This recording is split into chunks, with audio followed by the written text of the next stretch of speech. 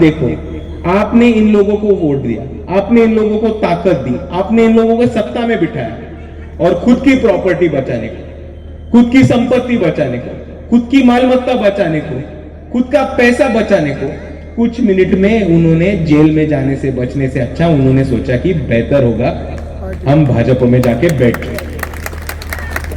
और जब से अशोक चौहान भाजपा में जा गए, अपना काम बहुत आसान हो गया। क्यों बोलूं क्यों? क्योंकि भेड़िया और सांप दोनों घर के बाहर चले गए।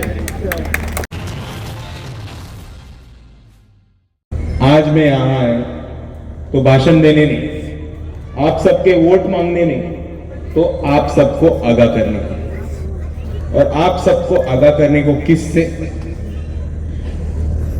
तो एक सांप से और एक भेड़िए से। आपको सांप और भेड़िए की स्टोरी पता है क्या? नहीं पता तो मैं बताता हूं। एक परिवार है, वो परिवार अपने घर में बसा है। वो घर के बाहर एक भेड़ियों का झुंड घूम रहा है और उस घर के अंदर एक जहरीला सांप भी घुसा हुआ है। तो अभी आप बताओ कि आप उस परिवार का एक सदस्य रहते, अभी अगर आप उस घर के एक सदस्य रहते तो आप अपने आप को किससे बचाते? पहले अपने आप को बचाते बाहर के भेड़ियों से जो सबको दिख रहे, जो सबको सुनाई दे रहे, या दूसरी तरफ आप अपने आप को बचाओगे उस सांप से जो घर के अंदर घुसा हुआ है और किसी को नहीं पता वो घुसा हुआ है। आप अपना बचाव, आप अपना डिफेंस किससे पहले करोगे? सांप से या भेड़िए से? किससे करोगे? किससे करोगे? सांप से या भेड़िए से? सांप से या भेड़िए से? सांप से। मैं वापस पूछता हूं, मैं वापस दोहराता हूं, ज्यांना नाही कळलं त्यांच्यासाठी मराठीत सांगतो। तुम्ही एका घरामध्ये आहात, तुमच्या परिवारासकट तुमच्या घराबाहेर काही कोल्हे लांडगे फिरतायत। अख्ख्या जगाला माहिती आहे बाहेर कोल्हे लांडगे तुम्हाला डोळ्यांनी दिसतायत, त्यांच्या ओरडण्याचा, त्यांच्या भुंगण्याचा आवाज तुम्हाला येतोय। आणि दुसऱ्या बाजूला तुमच्या घरात एक विषारी साप घुसलाय। तुम्ही सोडून कोणाला नाही माहिती तो साप घुसलाय, घरच्यातल्या लोकांना माहिती नाही की घरात साप घुसलाय। तर आता तुम्ही सगळ्यात पहिले सावध कोशापासून होणार? घरात असलेल्या सापापासून का घराबाहेरच्या कोल्ह्यांपासून? फिर से पूछता हूं, आप सबसे पहले किसको मारोगे, किससे बचोगे? घर के अंदर के सांप से या बाहर के भेड़ियों से? सांप से। और अभी मैं आपको धीरे से बताता हूं कि ये सांप कौन है और भेड़िया कौन। अगर हम महाराष्ट्र की स्थिति देखें तो बाहर खड़े हुए भेड़िए हैं भाजपा, आरएसएस, शिंदे गठ और अजीत दादा पवार गठ। हम सबको पता है कि ये भेड़िए घर के बाहर है, ये हम पे हमला करेंगे, ये हमको खाने को, हमको काटने को बाहर खड़े हैं। सबको दिख रहा है, सबको सुनाई दे रहा है। पर इससे ज्यादा डेंजरस और इससे ज्यादा जहरीला वो सांप है जो हमारे घर में घुसा है और हमको पता नहीं कि वो सांप हमारे घर में घुसा हुआ है। और उस सांप का नाम है इंडियन नेशनल कांग्रेस। आप समझ लो क्यों? क्योंकि इतने साल आपके साथ जो धोखा हुआ, इतने साल आपको जो फंसाया गया है, वो फंसा गया है सिर्फ और सिर्फ इंडियन नेशनल कांग्रेस के लोगों ने। इतने साल तक यहाँ के मजलूमों ने, यहाँ के मुसलमानों ने, यहाँ के वंचितों ने अशोक चौहान को वोट दिया। उनके पहले उनके पिताजी शंकर राव चौहान को वोट दिया। क्यों? क्योंकि वो सेक्युलर पार्टी से खड़े रहते थे, वो कांग्रेस से खड़े रहते थे, वो पंजे पे खड़े रहते थे। पर उन्होंने बदले में क्या दिया? हमको कोई विकास दिया, सत्ता दी, मुसलमानों की लीडरशिप खड़े होने दी? नहीं दी। और जब वो भाजपा में चले गए तो वो अपने साथ पूरे उनके लोग सत्ता और ताकत लेके गए और यहाँ के मुसलमानों को, यहाँ के वंचितों को अपने ही हालात पे छोड़ दिए। आप ये परिस्थिति समझ लो कि आज जिन जिन लोगों को हमने वोट दिया, जिन जिन लोगों को हमने ताकत दी, जिन जिन लोगों को हमने सत्ता में बिठाया, उन्हीं लोगों ने हमारे पीठ में छुरा कुपसने का काम किया है और हमसे धोखा देके भाजपा में जाने का काम किया। और आप ये समझ लो कि इतने साल आपने उनको प्यार दिया, इतने साल आप लोगों ने उन पर भरोसा रखा, इतने साल आप लोगों ने उनको वोटों देके जिताया। उन्होंने 5 मिनट तो सोचा आपके बारे में पार्टी बदलते वक्त कि जिन लोगों ने वोट किया, जिन लोगों ने हमें बड़ा किया, जिन लोगों ने हमें सत्ता पे बिठाया, मेरे जिन कार्यकर्ताओं ने मेहनत लेके मेरे को जिताया, उनका क्या होगा? 5 मिनट तक सोचा उन्होंने? नहीं, उन्होंने सिर्फ 3 चीजों के बारे में सोचा।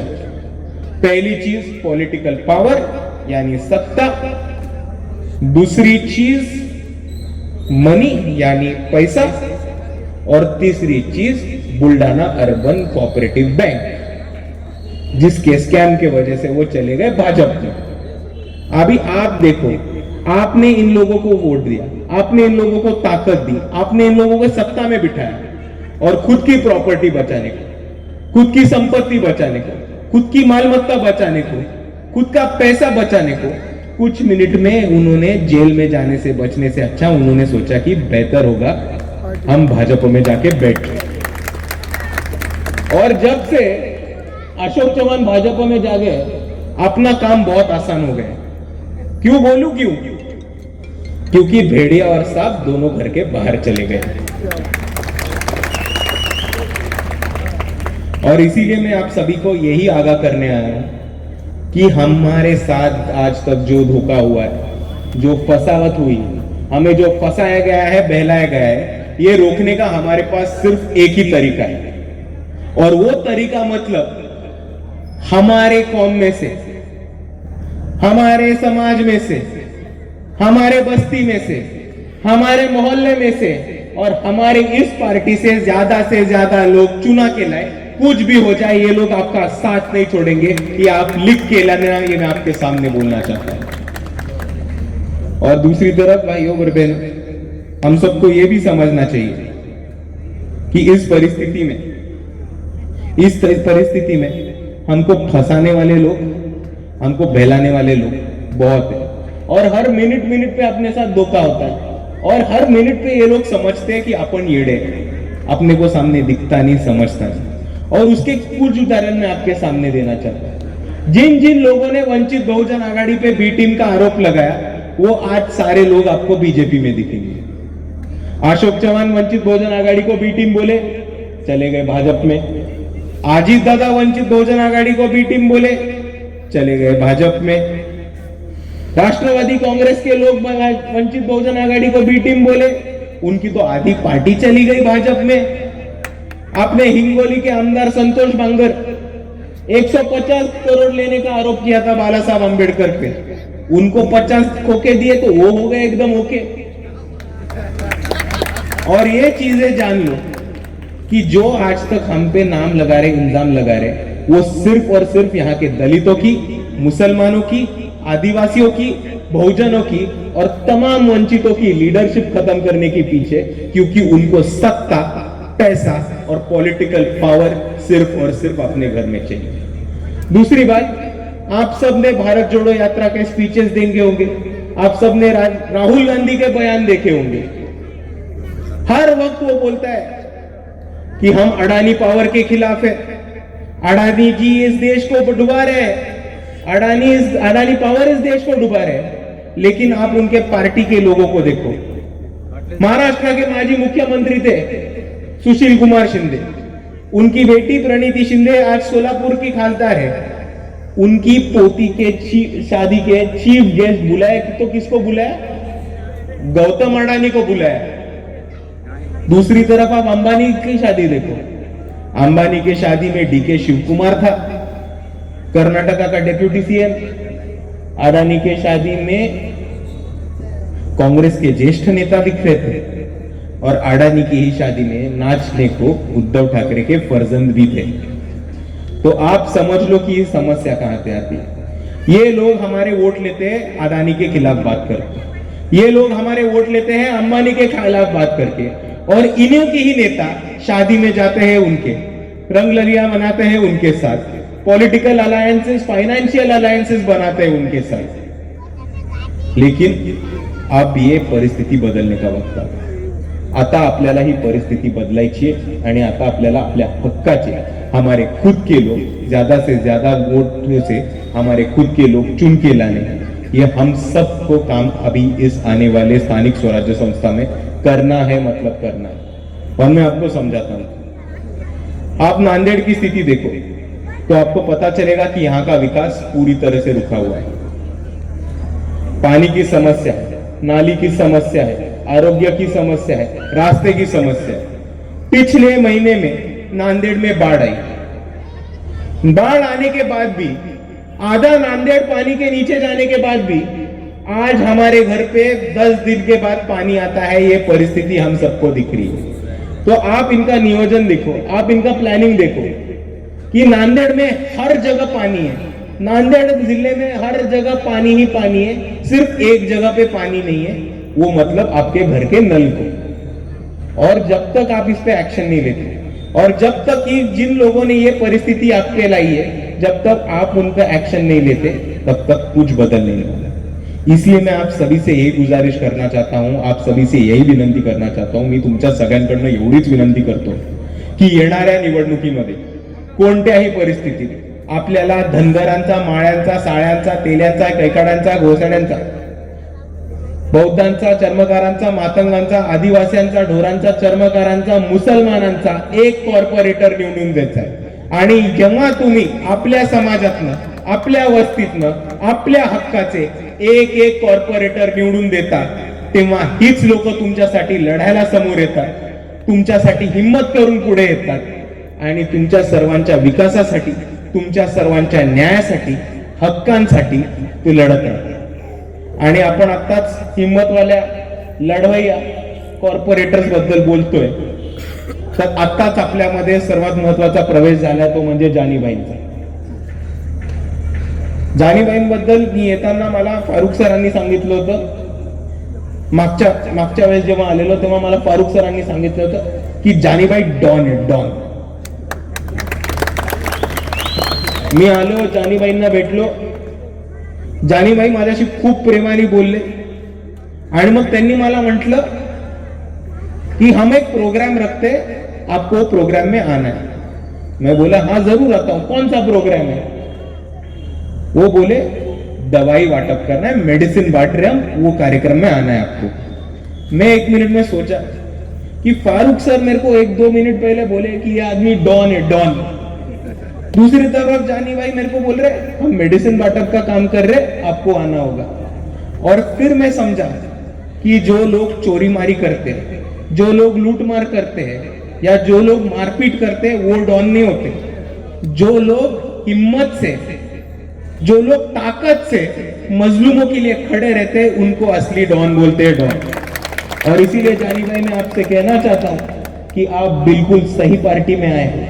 हिम्मत वालों की, ताकत वालों की पार्टी ये वंचित बहुजन आघाड़ी है और आपका इस पार्टी में स्वागत है। आणि जेव्हा आपण हिम्मत वाल्यांबद्दल बोलतो, जेव्हा आपण डेअरिंग वाल्यांबद्दल बोलतो आणि जिगर वाल्यांबद्दल बोलतो, तेव्हा मला आपल्या सर्वांसमोर अजून एक नाव घ्यायला आवडेल आणि त्याला समोर बोलवायला आवडेल, तो म्हणजे आपले बंधू ओंकार दादा लोंढे। बाळासाहेब आंबेडकरांच्या पेजवरती आपण परवाच त्यांच्याबद्दल ट्विट बघितलं। आरएसएसचा जेव्हा मोर्चा झाला होता तेव्हा आरएसएसच्या मोर्चाबद्दल यांनी स्टेटस ठेवलं होतं आणि ते स्टेटस ठेवण्यासाठी यांना काही गावगुंड्यांनी मारलं। त्यांनी जसं आम्हाला ही परिस्थिती कळली, वंचित बहुजन आघाडीच्या लोकांनी तातडीने ऍक्शन घेतली, त्या 4 मारेकऱ्यांवरती अट्रॉसिटी आणि FIR दाखल केला आणि त्यांना पोलिसांना लगेच त्यांना उचलायला लावलं। आणि तेवढंच नाही तर जेव्हा बाळासाहेब आंबेडकर आता मागच्या 2 दिवसापूर्वी 27 तारखेला ओबीसी मेळाव्यासाठी आपल्या नांदेडमध्ये आले होते, तेव्हा ओंकार दादा तिकडे त्यांना भेटायला गेले आणि ओंकार दादा आणि बाळासाहेब चर्चा करत बसले असताना तिथे स्वतःला नांदेडच्या SP ला लिहायला लागलं।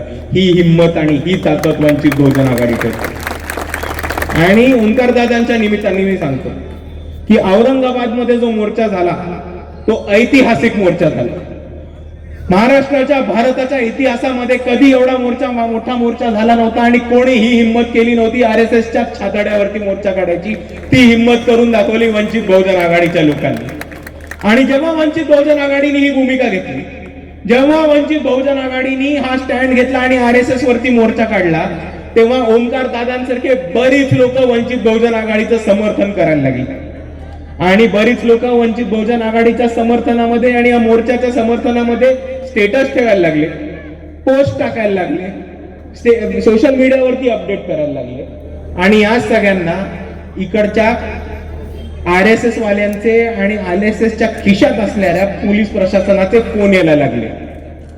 आणि तुम्ही बघितलं असेल तर वंचित बहुजन आघाडीने याच्या विरुद्ध एक पत्रक काढलं. आणि भारताच्या इतिहासामध्ये हे पहिलं पत्रक आहे जे एका राजकीय पक्षाने काढले स्वतःच्या कार्यकर्त्यांसाठी, जेव्हा ते म्हणतायत की जर तुम्हाला पोलिसांचा फोन आला तर रेकॉर्ड करा, जर पोलिसांनी तुम्हाला पोलीस स्टेशन मध्ये बोलवलं तर जायला नकार द्या, आणि जर तुम्हाला पोलीस स्टेशन मध्ये बोलवण्यात आलं तर सगळ्यात पहिले वंचित बहुजन आघाडीच्या कार्यकर्त्यांना संपर्क करा, आम्ही तुमच्यासाठी लढू आणि पोलिसांची ही आरेरावी बंद करू. ही ताकद आणि हिंमत दाखवली तर फक्त आणि फक्त वंचित बहुजन आघाडी. आणि मी फक्त ह्या विषयावरती नाही दाखवली, तर ती प्रत्येक मुद्द्यावरती प्रत्येक ठिकाणी वंचित बहुजन आघाडीच्या लोकांनी हिंमत आणि ताकद दाखवली. तुम्हाला थोडक्यात सांगायचं झालं तर राहुल गांधी, प्रणिती शिंदे, सुशील कुमार शिंदे हे फक्त हवेत अडाणीला विरोध करतात. महाराष्ट्रामध्ये वंचित बहुजन आघाडी होती ज्यांनी सगळ्यात पहिले अडाणीच्या ऑफिसवरती मोर्चा काढला होता आणि अडाणीचे मीटर दही हंडी सारखे वरते टांगून पोरांनी चढून चढून फोडले होते. हा पक्ष वंचित बहुजन आघाडी होती. जेव्हा गायरान आंदोलन झालं तेव्हा गरिबांना गायरानाची जमीन मिळायला पाहिजे हा मुद्दा वंचित बहुजन आघाडीने उचलला. त्याचबरोबर इधर मौजूद मुसलमान भाइयों को मैं कहना चाहता हूं कि जब जब मॉब लिंचिंग के सिलसिले हुए तब सबसे सामने आया है तो वंचित बहुजन आघाड़ी. जब राइट लाइक सिचुएशन हुआ है और दंगे फसाद करने की यहाँ के आरएसएस और बीजेपी ने कोशिश की है, तब सबसे सामने आया है वो है वंचित बहुजन आघाड़ी. दूसरी तरफ जब नौजवानों को टीपू सुल्तान के स्टेटस रखने के लिए अरेस्ट कर दिए थे तो सबसे पहले हमारे स्टेज पर बाबा साहब अंबेडकर, छत्रपति शिवाजी महाराज, महात्मा ज्योतिबा फुले, छत्रपति शाहू महाराज, इन सब के साथ में टीपू सुल्तान का फोटो रखा. और हमारे पदाधिकारी, हमारे नेता आज भी टीपू सुल्तान के फोटो को हार डालने का काम करते हैं और सत्कार करने का काम करते हैं. दूसरी तरफ जब जलगांव में सुलेमान शेख नाम के एक युवा को मारने को आया, उसका मॉब लिंचिंग करने हुआ, तभी सबसे पहले वहां पे कौन गए थे तो वो वंचित बहुजन आघाड़ी के कार्यकर्ता थे और उन्होंने सुलेमान शेख के लिए इंसाफ मांगा.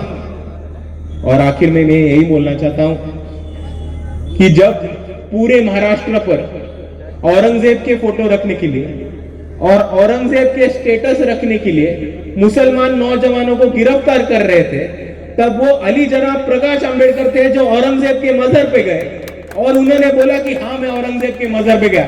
बच्चों को, नौजवानों को अरेस्ट करने से पहले तुम में दम है तो मेरे को हाथ लगा के दिखाओ. ये पार्टी है वंचित बहुजन आघाड़ी.